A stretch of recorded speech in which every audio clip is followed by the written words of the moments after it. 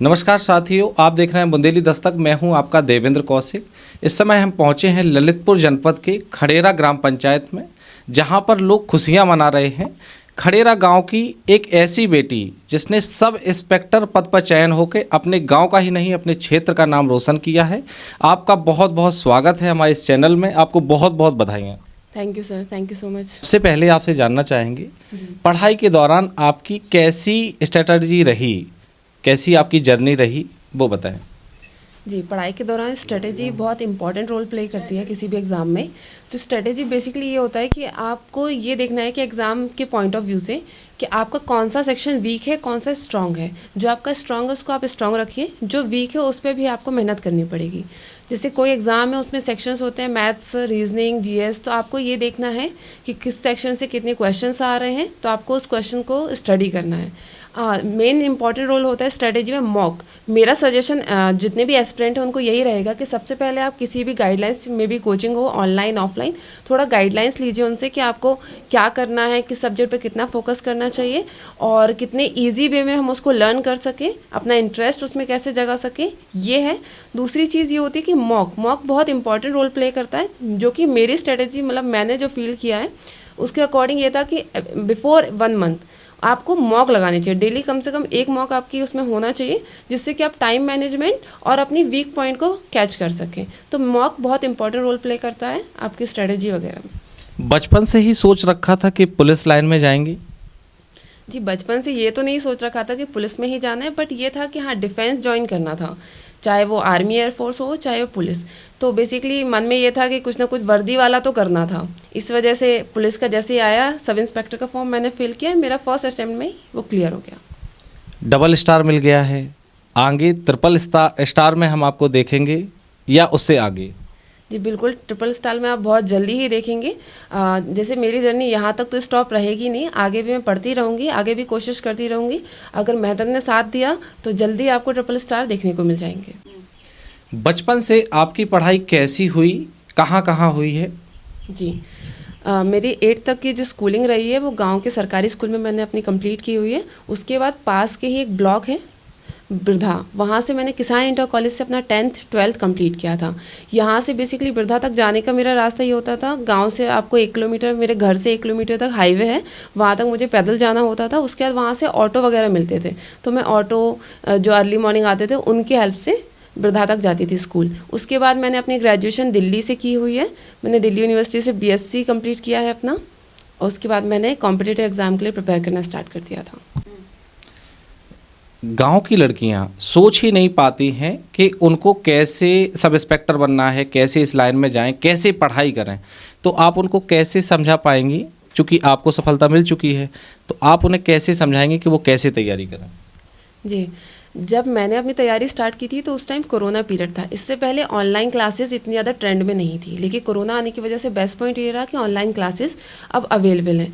तो जो भी लड़कियां तैयारी करना चाहती हैं, चाहे वो सब इंस्पेक्टर की हो या कोई भी अदर कॉम्पिटिटिव एग्ज़ाम की, तो उसके लिए अब ऑनलाइन कंटेंट बहुत कुछ अवेलेबल है। जब मैंने स्टार्ट किया था तो मैंने यूट्यूब की हेल्प से काफ़ी चीज़ें लर्न की थी। उसके बाद मैंने उत्कर्ष एक ऐप थी, कॉम्पिटिटिव एग्ज़ाम प्लेटफॉर्म है वो भी, तो मैंने उसकी हेल्प से भी यूपी सब इंस्पेक्टर की तैयारी की थी। तो काफ़ी कंटेंट आपको ऑनलाइन मिल जाएगा, फ्री ऑफ कॉस्ट मिल जाएगा। फिजिकल की तैयारी आपने कैसे की? जी, मैंने फ़िज़िकल की तैयारी स्टार्टिंग में कभी इतना एक्टिव फिज़िकली में रही नहीं थी। जैसे ही एग्ज़ाम का फॉर्म फिल किया तो लोगों ने बोला कि आपको फ़िज़िकली भी एक्टिव होना पड़ेगा रिटन के साथ साथ। तो मेरे घर के पास 1 किलोमीटर दूर जो हाईवे है, तो मैं अपने छोटे भाई के साथ अर्ली मॉर्निंग 4:30-5 बजे उठ के हाईवे पे ही रनिंग किया करती थी। साइड में जो स्पेस होता था वहाँ पे कुछ फ़िज़िकल एक्टिविटी लाइक छोटा मोटा वर्कआउट और एक्सरसाइज वगैरह वहाँ पे करती थी। इस तरीके से मैंने अपनी फ़िज़िकल की तैयारी की है।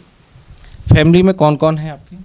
मेरी फैमिली में मेरे माँ बाप हैं और एक मेरा छोटा भाई। सुना है आपकी पढ़ाई के लिए आपकी फैमिली ने ज़मीन तक बेच दी थी?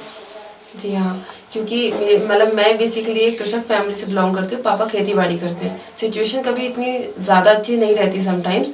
जब मैंने दिल्ली जाने का सोचा था तो उस टाइम मेरा डिसीजन ये था कि मुझे बस दिल्ली ही पढ़ना है। मेरे माँ बाप ने ये नहीं सोचा कि उनकी कंडीशंस क्या हैं। मेरे सपनों को पूरा करने के लिए उन्होंने कहा कि ठीक है तुम जाओ, मैं अपनी ज़मीन तक भेज दूँगा। तो हाँ, वहाँ मुझे भेजने के लिए मेरे पिताजी ने अपनी कुछ ज़मीन का हिस्सा बेच दिया था। जहां एक और आप सब इंस्पेक्टर बन गई हैं और आज का युवा लड़के और लड़कियां सुबह 9 बजे तक सो के जागते हैं और रात भर रील्स बनाते हैं या वीडियोस देखते हैं ऑनलाइन सोशल मीडिया पे, तो उनके लिए आप क्या कहना चाहेंगी, कैसे वो बदलाव ला सकते हैं? देखिए, जो लोग जिस क्षेत्र में अपना करियर बेस्ट समझते हैं उन्हें उस क्षेत्र में अपना 100% देना चाहिए। रही बात ये कि लोग 9 बजे या उसके बाद उठ रहे हैं, तो बेसिकली पुराने उस जमाने में कहा जाता था कि आप जितना अर्ली मॉर्निंग उठेंगे आपकी हेल्थ उतनी अच्छी रहेगी और आपका कंसंट्रेशन जो रहेगा वो उतना अच्छा रहेगा। तो मेरी एडवाइस बस यही है कि अगर आप जल्दी उठने की कोशिश कर सकते हैं तो आपको कोशिश करनी चाहिए और अर्ली मॉर्निंग जागना चाहिए। इस जर्नी में सबसे ज़्यादा साथ किसने दिया?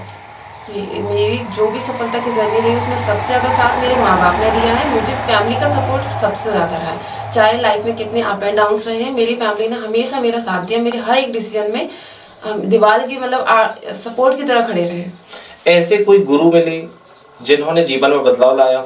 जी बिल्कुल। सबसे पहले कहा जाता है कि माँ बाप ही आपके पहले गुरु होते हैं, तो जी हाँ, सबसे पहला बदलाव तो मेरे जीवन में मेरे माँ बाप से ही आ गया था। फिर उसके बाद जैसे ही मैंने स्कूलिंग स्टार्ट की तो हर स्कूल में अलग अलग स्टेजेस पे मुझे डिफरेंट मतलब गुरु से मुलाकात हुई, तो सबका बहुत सहयोग रहा। हर एक स्टेज पे गुरु ने 100% दिया। जो कुछ भी मैं हूँ उसमें मेरे माँ बाप और गुरु का संपूर्ण योगदान रहा है। पढ़ाई के अलावा और किन विषयों में रुचि है आपकी? जी, पढ़ाई के अलावा मैं फ्री टाइम में जैसे डांस करना, गाने सुनना, कुकिंग करना, सफाई करना, ये सब मेरा मतलब मुझे अच्छा लगता है ये सब करना। फ्री टाइम मुझे ये सब करना पसंद है। मोटिवेशन के लिए कोई लाइन ऐसी हो? जी, मोटिवेशंस लाइन जो मैं सुनती थी ड्यूरिंग प्रिपरेशन, जो कि डिफेंस से रिलेटेड थी, उस टाइम मुझे एक ही गाना बहुत पसंद था।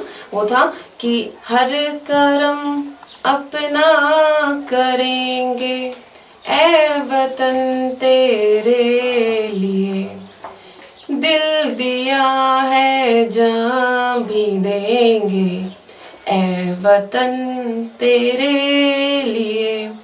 दूसरी लाइन जो मुझे अच्छी लगी थी वो ये था, ना हो साथ कोई अकेले बढ़ो तुम, सफलता तुम्हारे कदम चूम लेगी।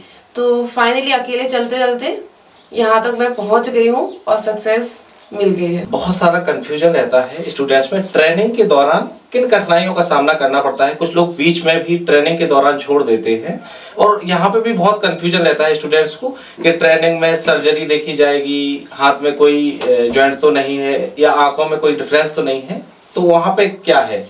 जी, कोई भी डिफेंस की ट्रेनिंग हो टफ तो होती है। स्टार्टिंग में जब आप नॉर्मल सिविलियन की तरह वहाँ पहुँचते हैं तो सबको लगता है कि पता नहीं 1 साल कैसे कटेगा। जैसे कि मुझे भी फील हुआ था स्टार्टिंग में कि पता नहीं कहाँ फंस गए। लेकिन वहाँ जो स्टाफ होता है, आपके उस्ताद वगैरह होते हैं, जो टीचर्स होते हैं, वो आपका इतना सपोर्ट करते हैं, आपको पता नहीं चलेगा कि आपका कब 1 साल की जर्नी आपने कंप्लीट कर ली और जैसे आप स्टार्टिंग में गए थे उससे टोटली चेंज आपको 1 साल बाद अपने आप में नजर आता है। तो बेसिकली स्टाफ बहुत ट्रेनिंग टफ होती है, लेकिन लोगों के कॉपरेशन सपोर्ट से वो ट्रेनिंग बहुत इजी हो जाती है। नो डाउट डिफेंस में बहुत सारे ऑब्स्टिकल्स होते हैं, रनिंग वगैरह होती है, वो तो सबको ही करनी पड़ती है।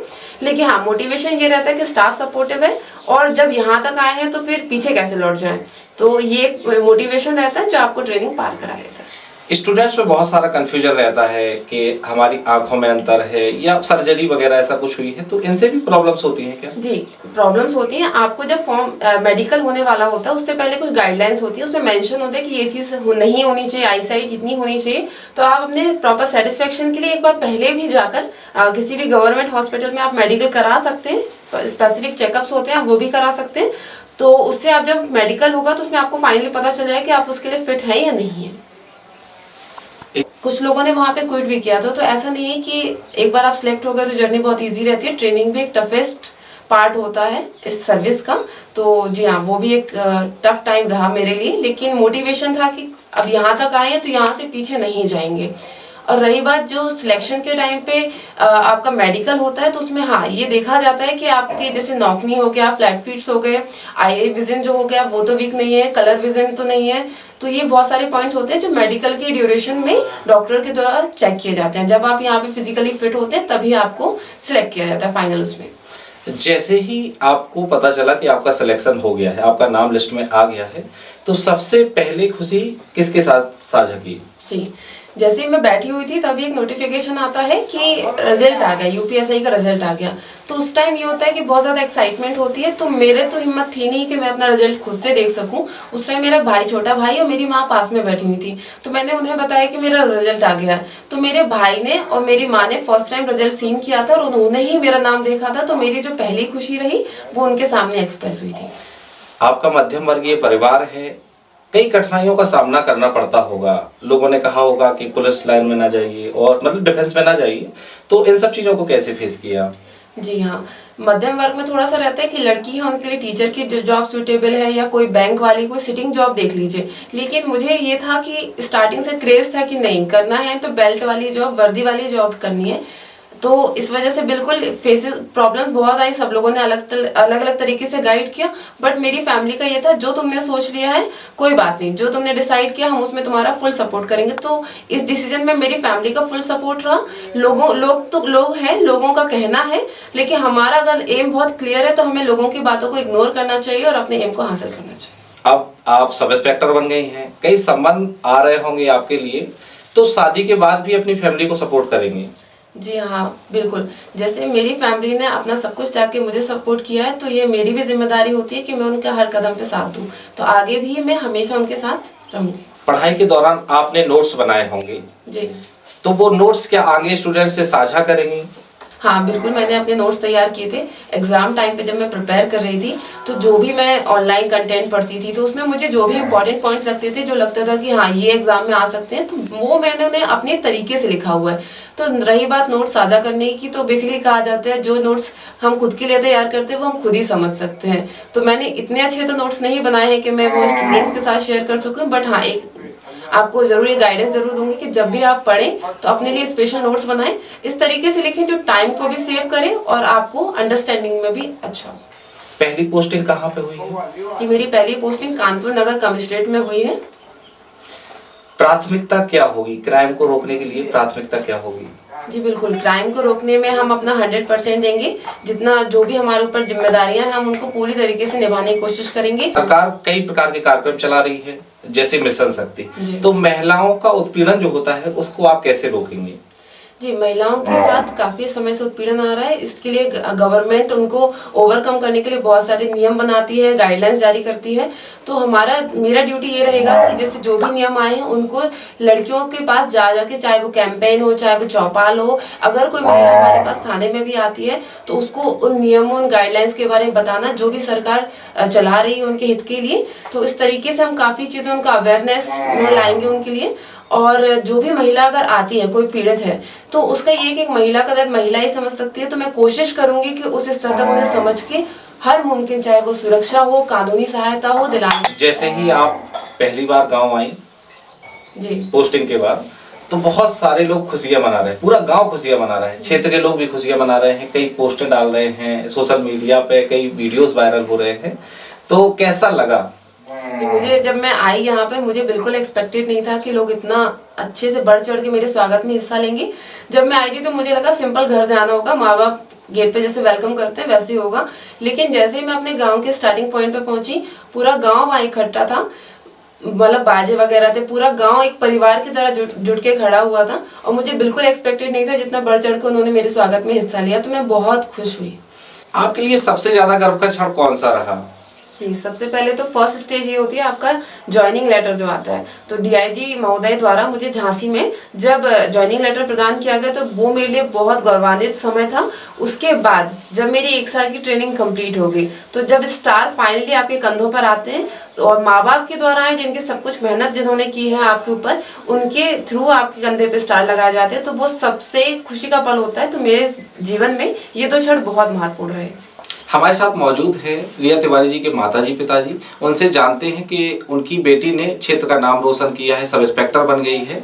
कैसा लग रहा है आपको? बहुत खुशी हो रही है, बहुत खुशी हो रही है।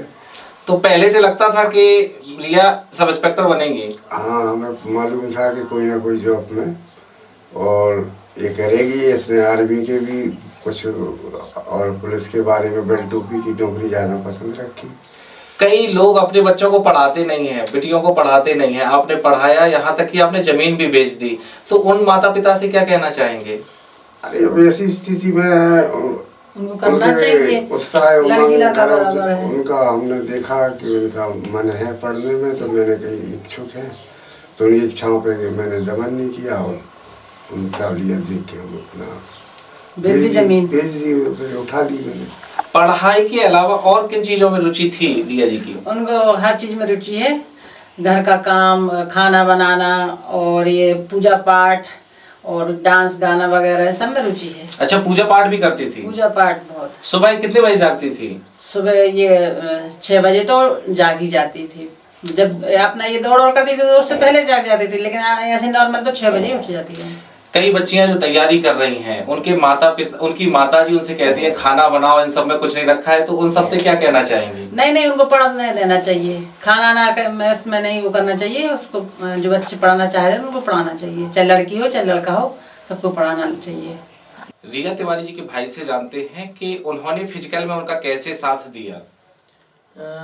हम जब उनका उसमें रिटर्न में नाम आ गया, उसके बाद उनका जब फिजिकल होना था, दौड़ होनी थी, तो अब वहाँ लेग पर तो जा नहीं सकते थे, तो हमने सोचा कि यहीं रोड पर फुल लेन पर दौड़ेंगे। तो वो और मुझे साथ में 4:30-5 बजे तक हम लोग दौड़ने जाते थे। तो शुरू में तो वो साथ में दौड़ती थी, फिर धीरे धीरे वो इतने अच्छी दौड़ने लगी कि मैं रुक जाता था, थक जाता था, लेकिन वो नहीं थकती थी, वो दौड़ती जाती थी। ये थी रिया तिवारी जी। बुंदेली दस्तक पे आपने अपनी जर्नी बताई, कैसे कठिनाइयों का सामना करके सब इंस्पेक्टर बनी है। बहुत बहुत धन्यवाद आपका हमारे साथ जुड़ने के लिए। Thank you so much sir.